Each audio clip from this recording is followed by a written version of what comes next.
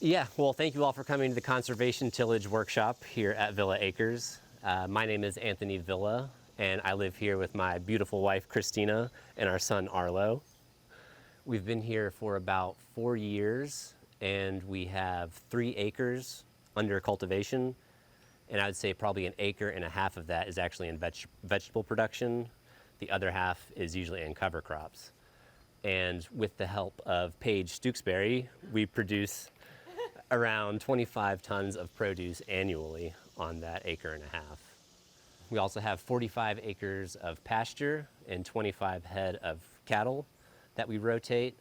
And Serena milks 3 of those cows once a day, and we supply our community with a raw milk herd share program. Thank you for Natalie and Sarah for putting this on.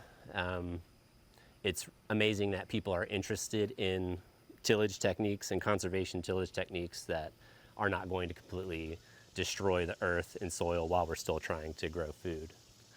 So it's pretty important that we grow food in a way that's not going to just deplete our soils. So what is conservation tillage? Some of you might be wondering. Well, first of all, tillage is essentially the cultivation of soil for the production of crops. Because if we just took a handful of seeds and sprinkled them in this grass, some of the seeds would germinate, but the majority of them would just die and be outcompeted by the grass. So we have to cultivate the soil to open it up and allow for those particular seeds to grow and remove the unwanted plants, otherwise known as weeds. So we have to cultivate the soil and do that. And conservation tillage is basically the practice that keeps the soil health in mind through stewardship practices and using implements such as vertical tillage, which is just straight ripping instead of turning the soil over. And it really emphasizes using minimal tractor intervention as possible. So it's kind of like tiptoeing through the garden with a tractor and not trying to destroy the soil, where you lose your soil structure and turn it to dust. So you're really keeping the soil structure in mind. Another phrase that you're going to hear is conventional tillage, which conventional tillage is where you do a lot of heavy tillage. You turn the soil upside down. It usually relies on a lot of synthetic fertilizers and tons of inputs, and it's more the conventional method. It doesn't really keep the soil structure and health of the soil microbes in mind. Another phrase you're going to hear is no-till, which that really has 2 very distinct definitions. The first no-till is in reference to a chemical operation where someone comes in with herbicides and sprays the entire field, kills all the vegetation, and then plants seeds directly into that, what used to be soil. And then the crops that grow out of it, usually corn or soy, are genetically modified to where they can withstand herbicide applications. So instead of going in there with a hoe and mechanically getting the weeds out, they spray it with herbicides, and the corn and soy is resistant to that herbicide. And the other type of no-till, which is vastly different, usually refers to a market garden scenario where people are using walk-behind tillers, hand tools, and they're establishing semi-permanent beds. That is kind of how I started out farming, using a lot of hand tools like that. And I quickly realized that it was very labor intensive and kind of difficult to achieve the type of scale that I wanted to do. It also can rely heavily on plastics, using plastic tarps and stuff like that. And I was pretty adamant from the beginning to not use any plastic in our gardens, as they are made with some chemicals like phthalates that can leach into your soil and eventually be taken up by the plants. So we tried to stay away from the plastics as much as possible. But my mentor early on explained to me that if you want to do no-till market gardening, you have to till until you can do no-till. Essentially, you have to make the bed to be able to do no-till. So I've got a small spot of ground over here that I was asking if I could get some help to do this method called double digging. Are you all familiar with double digging? It's very labor intensive, but I think by doing this, it'll kind of also give you an idea of what we're trying to accomplish when we get into the tractor implements. So yeah, this is all hand tool based right now. And I will say that these hand tools are the real champions of conservation tillage, because you're essentially not going to really create a dust bowl scenario with shovels and sticks. Yeah, so the soil is comprised of, there's topsoil on top, which is the fertile top 6 inches of soil. And then directly under that, you're gonna find subsoil, which is where your clay, and usually a lot of compaction happens. But you can see this method of building permanent beds is very labor intensive. And it didn't really make sense for the scale that I wanted to grow vegetables at. I mean, you can imagine trying to grow an acre of vegetables in this method. And also in Tennessee, since we have such mild winters, there's a lot of pest pressure. So to really do cover cropping and eradication of pests, it's good to have very large areas of ground worked up. And when you're doing like this market garden, semi-permanent bed system,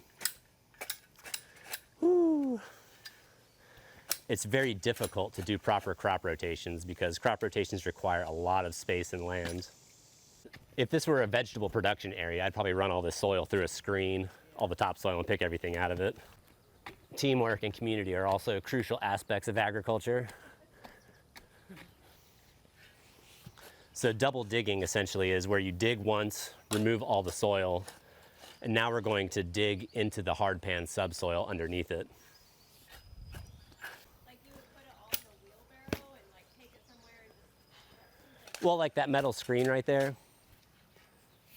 I would probably just set that on the ground and put the shovels of dirt on top of that and then just like screen it through and pull all the, like all this type stuff out of it.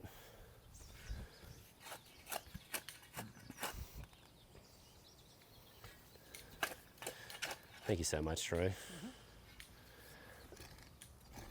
Whoa.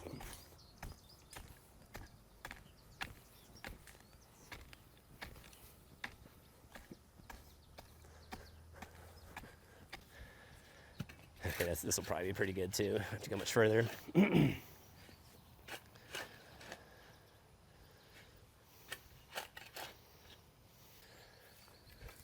Which I hope that this digging fork might achieve that, but I'm kind of getting skeptical. Yeah. And this area is particularly compacted because of a skid steer that came through here when we made the pad. So you've got like this really hard pan subsoil underneath. That's very hard. I mean, you can imagine trying to grow carrots in that.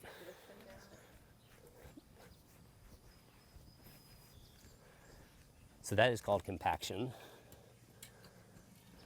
And water cannot infiltrate into that. Yeah.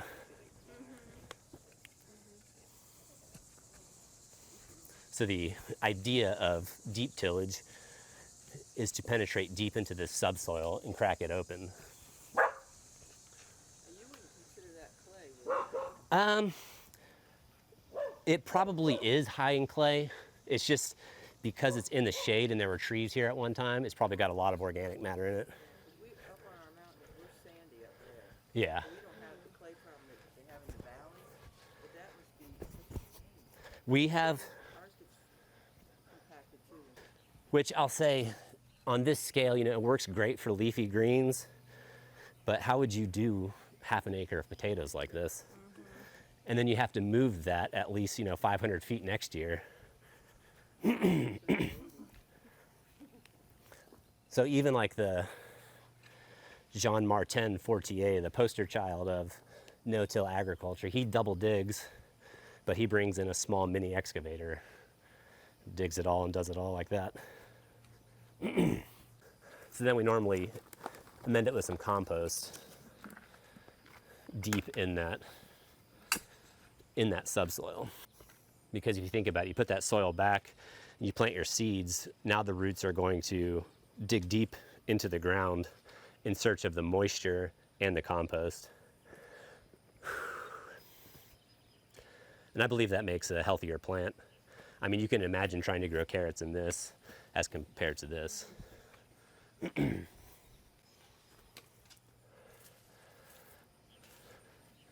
But once you get your bed built and you've got it well composted through thick and thin, then you can top dress with compost, but it's still a pretty good idea to work it in lightly. And then you put the topsoil back on top.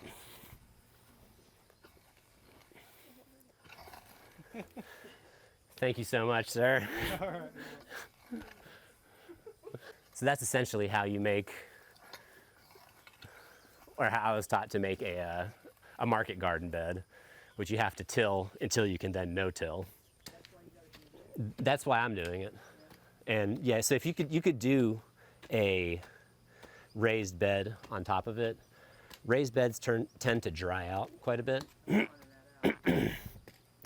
Partially because the whole side of the soil is exposed to air and wind coming through. But when you do this, if you can really open up that subsoil, the water will then infiltrate deep down into the subsoil. And then you get what is called capillary action, where once the soil on top dries out, it pulls moisture from underneath up to the top of the soil. Okay, I think that might be about all we're going to be able to do with hand tools. Like, are you gonna start hitting a lot of tree roots? Probably not right here. Well, there's one right there, so. Or something. It could have been Arlo's dead betta fish, Flubbo, rest in peace, but. I think it's probably from this burning bush thing.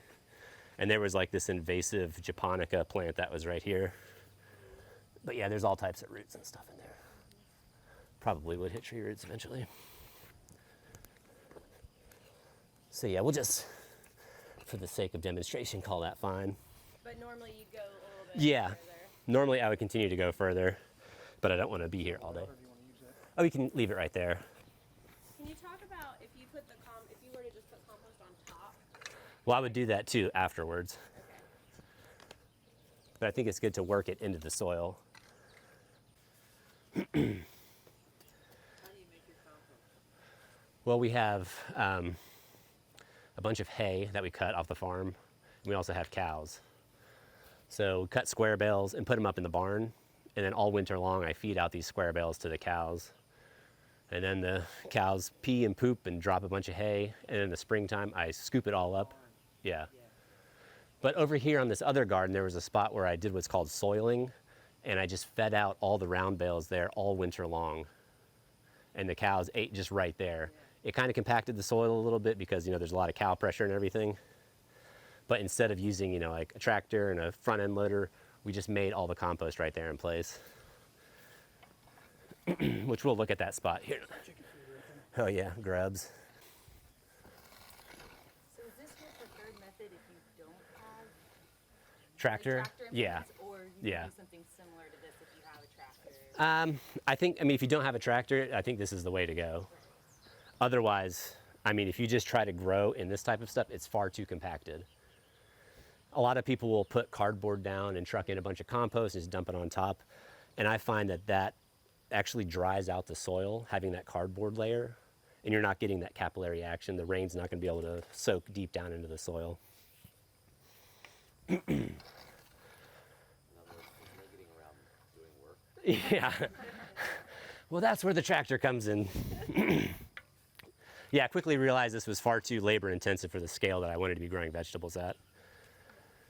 Which I will say, this is probably the real conservation tools, just these hand tools like this, because you would die of heat stroke before you would end up at the Dust Bowl. So I started thinking to myself, well, how can I achieve this with tractor power, essentially? And since tillage has been going on since the beginning of time, there are no shortage of implements that we have to choose from. So this implement right here is called the subsoiler. And it essentially is just a single shank that rips 18 inches into the soil. So it just is in the soil and it's ripping. This is what's called vertical tillage. Nice. Yeah, so conservation tillage is really big on vertical tillage implements like this. So it's not turning the soil over at all, it's just ripping really deep. As opposed to this implement here, which is the iconic conventional tillage tool. This is called the mold board plow. So this is going to cut the soil and turn it over like a wave. And you're essentially just exposing the bottom of the soil. And that's really prone for compaction because all you're doing is taking that topsoil, like we did here, you're taking the topsoil off and turning it upside down, and then you're driving the tractor on the subsoil. So you're adding insult to injury. You're just taking the topsoil over and then compacting the subsoil even further. But there is a positive to this one. So if you were going to turn a yard that was fully sod, you wanted to completely terminate the sod, you could use an implement like that to totally get rid of the sod. But then you would need to use some type of rippage tool like this to go in and relieve the compaction. This tool is also, I get asked all the time, how can we grow vegetables in Tennessee without irrigation? And this tool is pretty much the reason that you can grow vegetables without irrigation. So when you rip 18 inches into the soil, you're creating these channels deep in the ground. Okay. So yeah, that goes down 18 inches, and you're creating these essentially aqueducts underground for rain to catch in. So you do that in the fall, all winter long, rain is collecting deep in the soil. And then in the springtime, when you plant your crop, those roots are going to go deep down and seek out all that moisture. I like to use that tool perpendicular to my rows. So if I'm doing rows this way, I tend to do a bunch of subsoil rips that way. Will you do that multiple times? I usually do it like every other year, as needed. With the tractor situation, it's nice because you can plant the entire thing in a cover crop and just start over. Like if your walkways get compacted, you can do what's called check plowing and go this way and just start over. And usually if I'm starting a new garden spot, I'll use that as well. But I find that you don't have to do it every year or multiple times a year, that you can get away with doing it pretty much every other year. My primary tillage tool is very similar to this. It's called a rebreaker or a chisel plow. And it has shanks very similar, but they're smaller. And there's 9 shanks on a rectangle. And you basically just rip through the soil with that. And it's pretty difficult to overwork the soil with just shanks as opposed to turning it upside down. Another conventional tillage tool that you see on a lot of vegetable farms is the disc. The disc is very popular and very easy to overwork the soil as well, because it's essentially a bunch of dish-shaped implements similar to that are just skimming the ground and not really doing any ripping or digging. So you're prone to get the plow pan, which is where you overwork the topsoil and then you compact the lower soil underneath. The most popular implement on a vegetable farm is probably the rototiller, which I'm sure you all heard of rototillers. They're probably also the most abused. It's like the name suggests, it's a shaft that rotates with tines on it, and it chops, turns over the soil, and has a high likelihood that you're going to destroy your soil structure and turn it to dust, especially if you have your RPM set too high and your tractor's moving too slow. You'll overwork your soil and lose your soil structure. So when I say soil structure, I mean your soil is turning to dust. And that's really unideal, because if you get a strong wind, all your soil is going to blow away. And then you have wind erosion. If you get too much rain, it's going to wash away, and that's water erosion. Or if you get a super heavy rain directly after you use a rototiller, all that rain is going to compact your soil, and then you're going to end up with a hard crust on top, and your seeds that you plant won't even be able to come through. You're shaking your head like, yes, I'm aware of all these things. So the conservation version of a rototiller is called a spading machine. So instead of rotating and inverting, it's essentially a series of shovels that are just doing this motion in digging. It doesn't invert the soil, but it's still a very useful tool for getting a clean seed bed for doing small seeds like carrots. The downside to the spading machine is it has 3 times as many moving parts as a rototiller, so it's prone to breaking down, and the upkeep is nearly impossible. And so now that you've got your ground worked up, you have to plant something, because you can't just leave your soil bare constantly, because then your microbes, the soil microbes, are going to just dry up and die.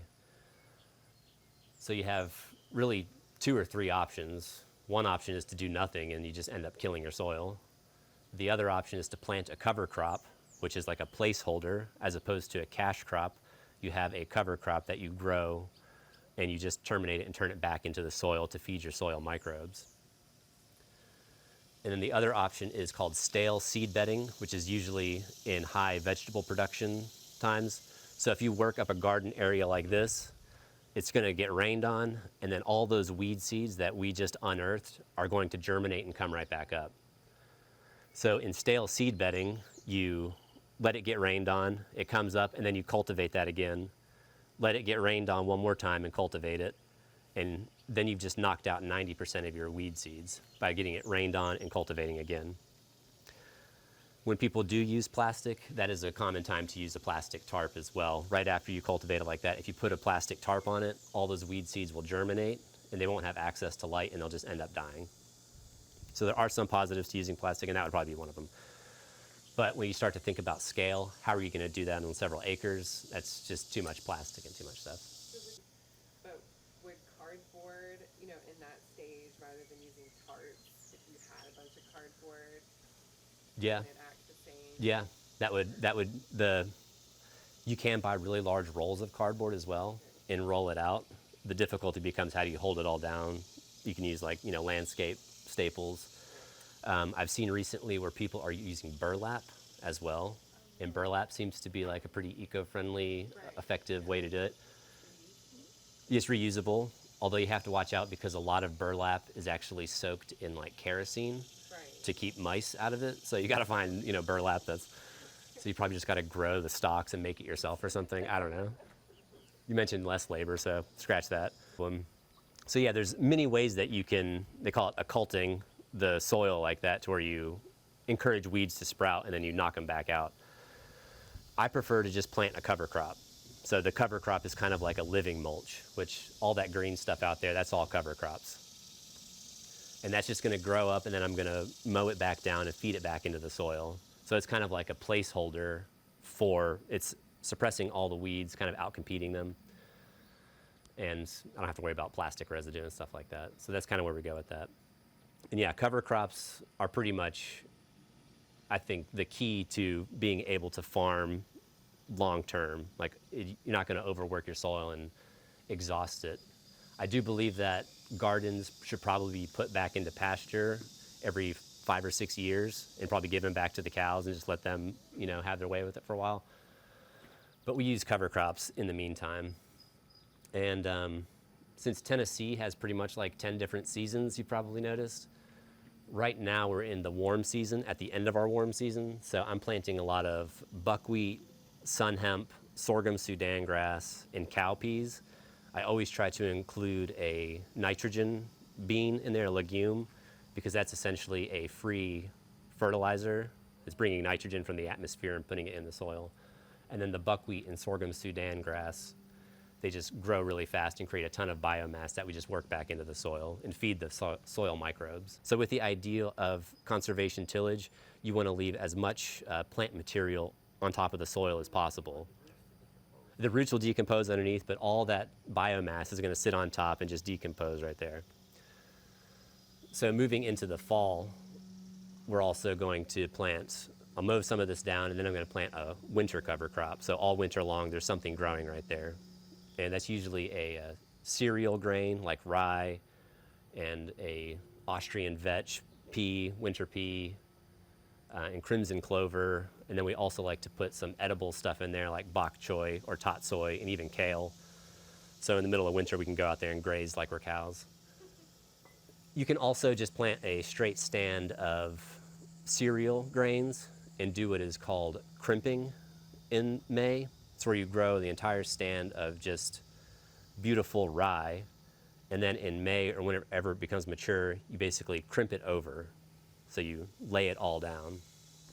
And this becomes a mulch in place. So instead of having to truck in mulch, you basically have this mulch of rye right there. And then you can plant your seeds directly into that. Or transplants are probably better, like an established pumpkin plant that already has leaves that are growing out, because then it has a better chance of outcompeting any of those warm season weeds that are then going to germinate once your rye is done. You could probably forego the sun hemp because it's kind of expensive. I just happen to have some on hand. You could probably forego the sun hemp because it really likes a longer term to grow. But definitely the cowpeas, buckwheat, and sorghum Sudan are going to put on a ton of growth So it grows really, really fast, and it's really easy to terminate too. That's one of the benefits of it, is it's fast to grow and it's easy to kill. So yeah, once you have the cover crop growing, you terminate it. Use the bush hog or a flail mower. The flail mower is really ideal, but the bush hog is much easier to find around Tennessee. And you just chop it up into a fine plant matter, and then you work that back into the soil, and that feeds the soil microbes, and the roots stay in place and they decompose. And if you don't want to do the crimping, and you find that you still need soil cover, especially for plants like tomatoes, for instance, that's where we use the mulch, where we use our hay to mulch those plants. So you plant your tomatoes, you might be able to cultivate at one time, but by the time they're this tall, you can put a bunch of hay around it, and that'll help keep the moisture around the plant and also keep the weeds at bay. And something that I've learned through trial and error, which is very important to think about, is there's essentially 2 seasons to cut hay. There's late spring, May, and then early fall in September that we cut our hay. So there's 2 different types of grasses there. And for instance, if you were going to plant your garlic in October and you tried to use hay that you cut in May, it would be full of the type of grass that would want to seed late winter, early spring, and then you would be fighting these weeds all spring. But if you use the hay that you cut in September, that is a warm season grass that would really like to germinate in May or June, and it would grow in the hot part of the season when the garlic already comes out of the ground. So if you think about when you get your hay, you're going to save yourself a lot of labor. And I feel like we're kind of losing that train of thought as like the squeeze gets even more and more tight on us, and like younger people, it's like, how can we afford to do any of this? How can we afford land? Like, I think that's one of the driving factors that pushes people away from conservation tillage, is just the financial stress that we're all experiencing always. It causes people to make, poor decisions in an effort to make money, no pun intended or something. But yeah, I mean, the work, it would be nice if we were all just, out there with sticks and stones, like worshiping corn. That I would much rather do that, but yeah, agriculture in general requires people. Like, it's very difficult to have agriculture without community. And then, with this consolidation of land and wealth, now you've got so few people growing on thousands and thousands of acres. That's where this, 60-foot spray rig comes into play, and you've got like just consolidation of wealth and land. So yeah, diversity is key. That's in our cover crops, we have a lot of diversity. So you want to keep that diversity. Even like in a 1/5 of an acre, we'll sometimes have 20 different things growing, like, vegetable cash crops in that acre. Yeah, diversity is what's really going to protect us all from any serious disasters. And if you can find unsprayed hay from your neighbor or something, that's also incredibly beneficial, because you're bringing in all this organic matter. You're importing all this organic matter onto your property. Because some people are like, I'm going to cut hay 3 times a year. If you do that, you will quickly deplete your pastures, and it will turn to just broom sedge essentially. And it's, just removing all that organic matter, nutrients off your. That's why people get into artificial fertilizers and stuff like that to try to replenish it. But I find that if we cut a small amount every other year, it doesn't get run down. And we also have animals on it that are constantly grazing it, peeing and pooping and digesting and doing all that stuff. So, Do you have any opinion about hay versus straw as mulch? I would love to use straw, mainly because it's so light, because it's hollow. But I have never seen an organic straw for sale. Like, the majority of all cereal grains that are grown around here are sprayed. Like, they're sprayed to plant, and then they're sprayed as a desiccant to take it down. So I've never seen like organic straw. There's probably some Amish folks up in Kentucky Organic Farm Feed, that have unsprayed bales, but it's probably really expensive. So the cover cropping is really key, but if you can't cover crop, then you got to use mulch. And one other thing I want to mention about cover crops is, so yeah, we do huge mixes of cover crops, try to get as many species in there as possible. And how do you calculate what your seeding rate is? So for instance, if you were to just plant straight buckwheat, the suggestion is 50 pounds of buckwheat to the acre. But if you're going to plant, 3 other things, how do you factor in how much to plant? And one equation that we do is you take the seeding rate, so in this case it's 50 pounds, and you divide it by how many total species you have. So if you're going to do a mixture of 3, you would take 50 and divide it by 3 and get 16, 17 pounds. And then you would do that for your other species as well. And that was how you would figure out your mix.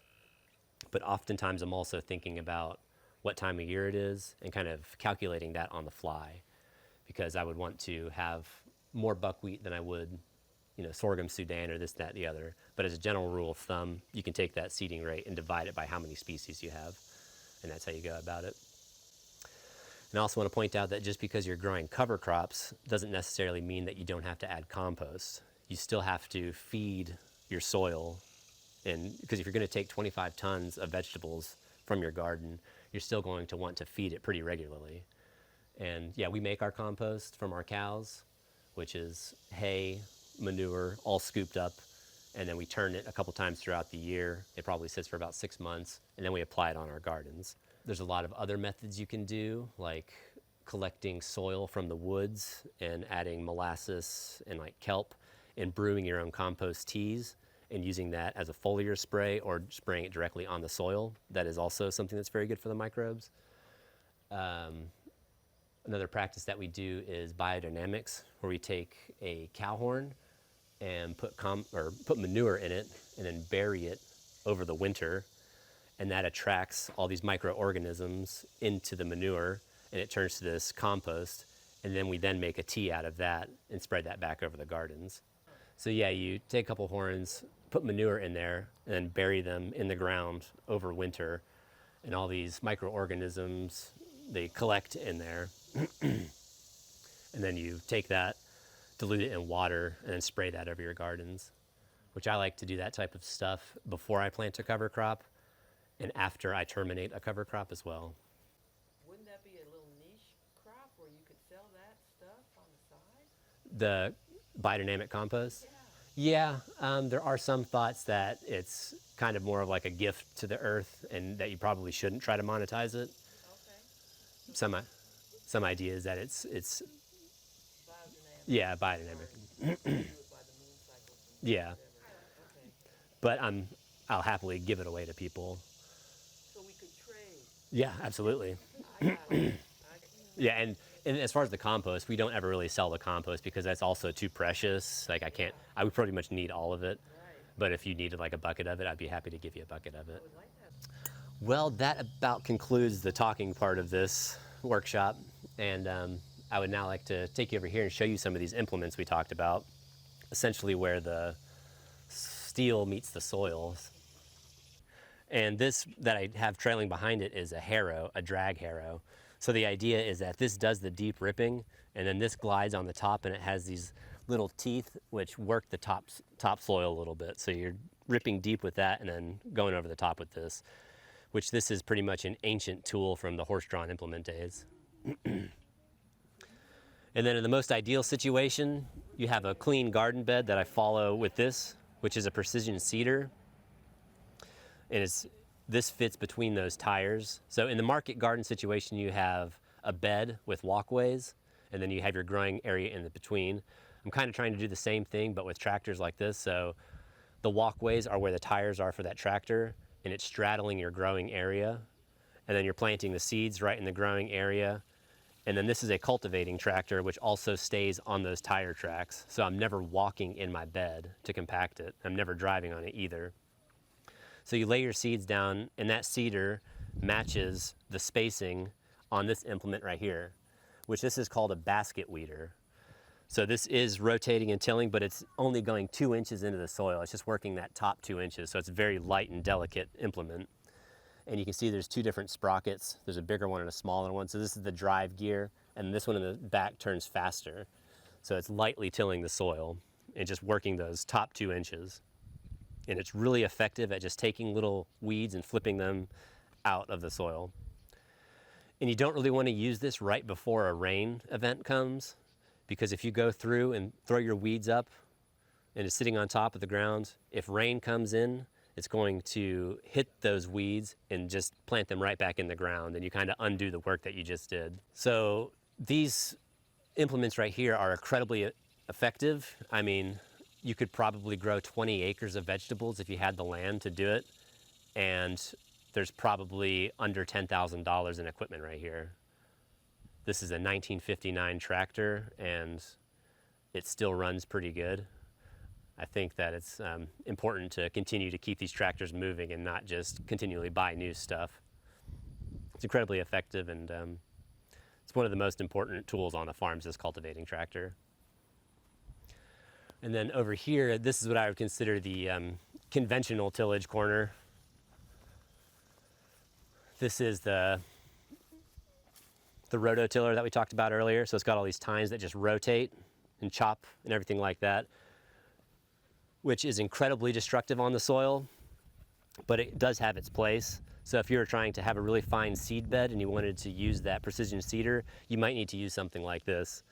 But this is only recommended to use at a very shallow depth as well, because it can really beat your soil to dust. I think too far often, people will get on Facebook Marketplace and they find someone's pawpaw that's like, I'll come till your garden, and he shows up with one of these things and runs it through your lawn and ends up turning your grass into dust, and you end up with a compacted, weedy mess in about 2 weeks. So this is definitely, I wouldn't consider this primary tillage, but people do use it like that. Do you use that ever? Or? Every once in a while, probably like maybe once a year. And it's only in a situation where I've got extreme grass pressure and I need to plant something very fine like carrots, I would use it. And it would be just right before that Jang seeder goes in. But for the most part, I try not to use it because it's very aggressive on the soil. And this is the disc, which you can see it's got these angled dishes, which these ones in the front have cuts in them like that, and that's good for digging and cutting up everything. I do like to use this very lightly after I terminate a cover crop. I find it's very useful to incorporate that green mass back into the soil. But as well, you can really overuse this one and create what's called the plow pan. Because it has those dishes, it's just skimming the surface constantly and not actually ripping into it. This is your common walk-behind tiller, which is kind of just an artifact here on the farm.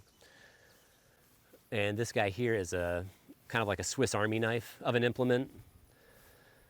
It's pretty much a field cultivator. So these are S-tine instead of those real rigid tines. It's kind of the same idea as vertical tillage, but they're on springs and they have these little feet on them. This is really good if you're going to do that stale seed bedding where you had your garden spot worked up and then you wanted to cultivate all the weeds out, let it get rained on, and cultivate it again. You would essentially use a tool like this. This does have a bunch of other little implements on it that I'm not currently using. Like this, I usually drop it down and can make a furrow. And then you can use these as hillers if you're like growing potatoes and you want to make some hills, you can turn those upside down and hill it. It's kind of just like the Swiss Army knife on the farm. Is that a seat? It is a seat. So we've had it in the past where someone can sit there and then you've got your hillers set up with this. So you're making a furrow and then you drop potatoes right there and then the hillers come and fill it up. It's not for the faint of heart. This is a kind of a homemade implement that fits that situation there. It's got the same spacing as the basket weeder. After I make my bed, I'll rip with those 3 tines right there, and I usually use that for transplanting established plants. So you've got your bed, and then you rip those 3 furrows into it, and then you can put your transplant directly into it. And then this is also for if you want to introduce any compost tea or any inoculants. While you're ripping, you can turn that on, and it puts some nice inoculants in the furrow. It's pretty handy and very effective.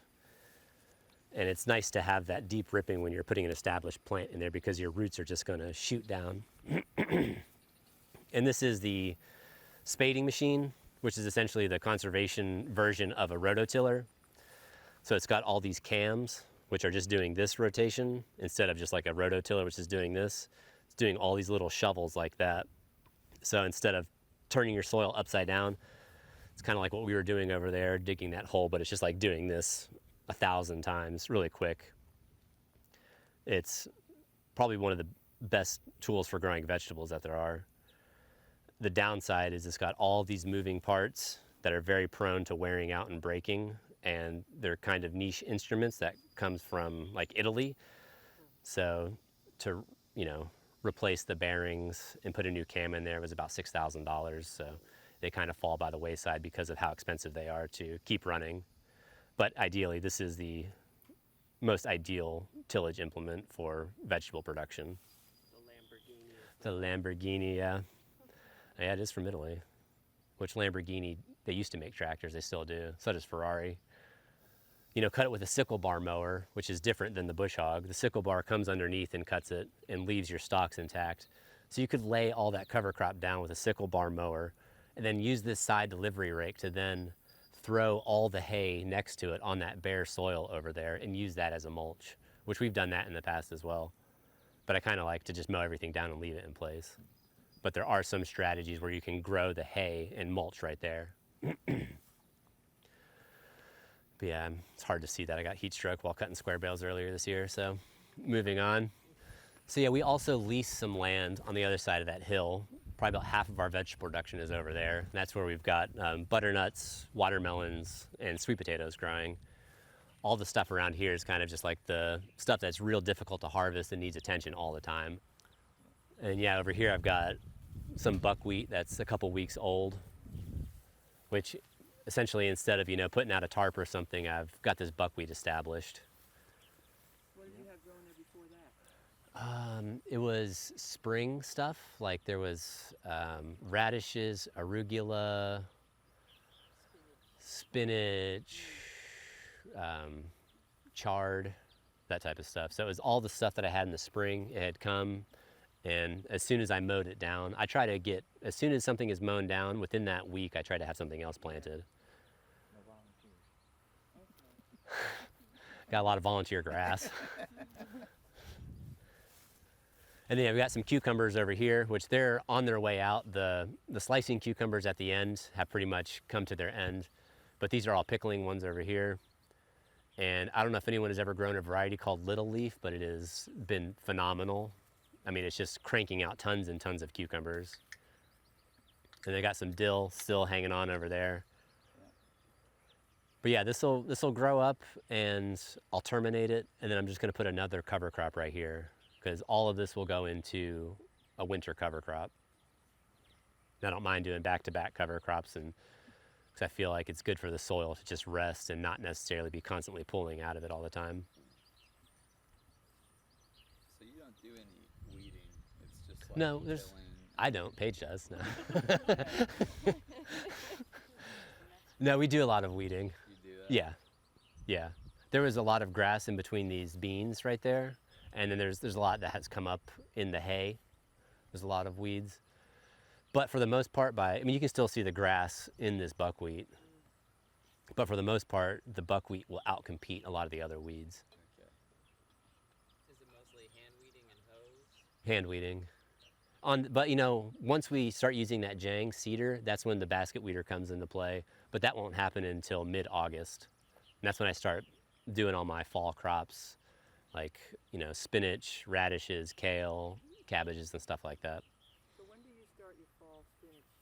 I've been reading start it now, but I'm thinking, dang, It's a little too hot. It needs like 50 degrees to germinate. So I usually wait a little longer. I usually try to do an early one, like at the end of August, and then I'll plant all through September whenever there's a good opportunity. And since we're not using any irrigation, I'm kind of like bound to the weather forecast. So it's whenever there's like an ideal opportunity to make it happen, that's when I'm out there doing it. And that's also usually when it's time to cut hay and all these other things. So starting inside, like small, obviously a small operation, but yeah, start your seeds inside and then plant them out. Will they handle this heat? I would think they just go bolt anyway. they probably would. I've never done that with spinach, Yeah. but like the other brassicas, like cabbages, they can really handle that because it's difficult to plant them out in this heat and try to get them to germinate. A lot of people do it inside where there's air conditioning Yeah. and get their plants to come up. Yeah. So I have not planted this in a cover crop, and I'm going to do it, which this was just a total weedy mess that had grown up where there were a ton of, I mean, you can still see the Johnson grass. I left it over there because I'm going to dig it up later, so I didn't want to till it in, because if you were to take one of those rebreakers and run it through that Johnson grass, you would essentially just pull it all through the field, and it would proliferate because it has those rhizomes, so you would essentially just chop them up, and they would just go all over the place. So I'm leaving it intact, and I'm going to dig it up with a digging fork when it's not so hot out. So this is the mix of cover crop that I currently have, which you can see it's got a ton of buckwheat in there. It's mostly buckwheat, a little bit of sun hemp and cowpeas. It's just kind of what was left over. And when we plant a big spot like that over there, I normally use a seed drill, which is just a device that you pull behind and it just sprinkles the seeds. But for these smaller spots like this, I'm just going to use one of these little hands. Things like this. It doesn't take a lot to do a spot. And yeah, you just kind of listen to where the seeds are actually landing.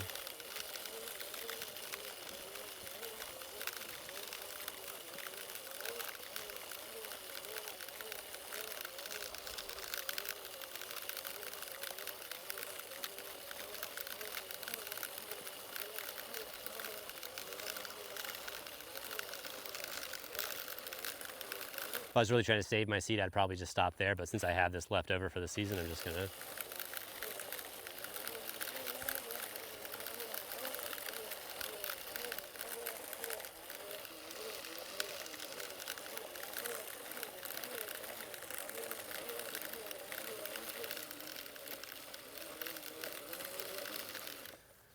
And I'm not really too worried if it gets into the peppers because it's just buckwheat and the buckwheat's not gonna be around too much longer.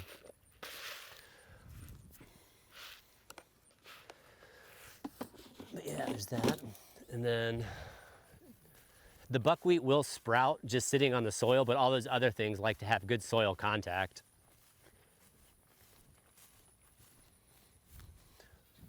So normally you can take that drag harrow and do that, but I'm just going to.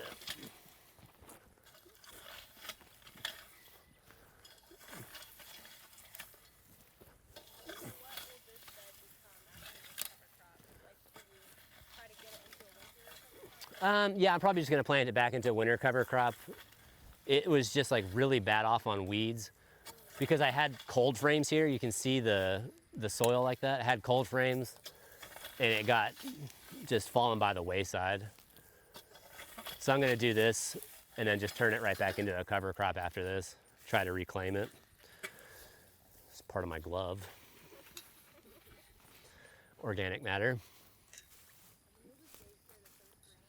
Yep, there's rain in the forecast for tomorrow. Yeah, I wouldn't necessarily want to just like put this out here. There's a chance that birds could come in and eat it all. And these are also tractors, but these are chicken tractors. So we used to run a bunch of egg layers, but we got rid of the chickens, and now we're going to start doing meat birds. And I like to run these through the garden. So once this buckwheat is mature, we'll probably put our meat birds in there. I'll put the roof back on it, and then we'll run them back and forth through the cover crop. And that's also adding fertility to the soil because we'll be feeding them organic grain from coffee. And that's like importing all those nutrients into and running them through the chicken and then leaving the manure.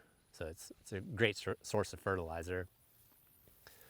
This is what the mature cover crop looks like. There is still a lot of crabgrass and stuff on the edge, but the buckwheat is flowering, so there's just like a ton of bees in there. And before this becomes mature and goes to seed, I'll want to terminate all this. So that's your buckwheat. This is a cowpea. That's the sorghum Sudan. And then there's a sun hemp in here somewhere. This is sun hemp. Which this one, if it becomes mature, once it starts to flower, it's really difficult to terminate because it lives up to its hemp name and turns into essentially just like fibers. You can't break it down. You can sit there and mow it and it just turns to like rope almost. But yeah, you can see that's just a huge amount of biomass that's just going to get mown down and worked back into the soil. So you're gonna do that and then run the chickens through it? Is that what I'm just going to give the chickens those younger patches because they're still a couple weeks out before they're even going to be moved to the pasture. So this is going to be some production and then also put back into winter cover crop. But you can see what the difference of 3 weeks of growth is. I mean, it's also because we've had so much rain.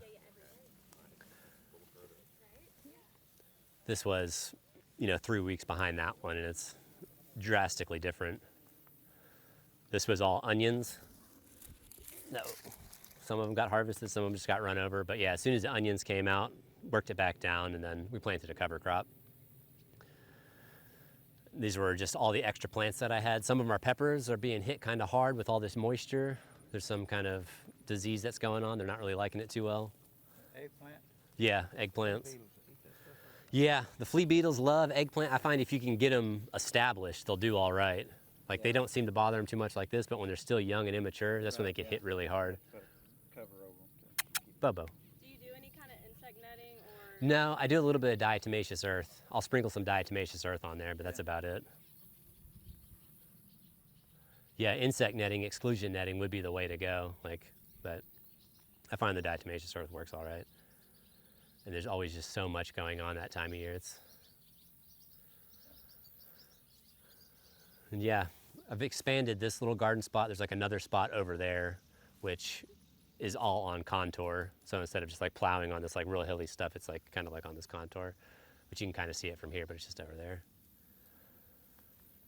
But yeah, I mean, should we head back to the shade now?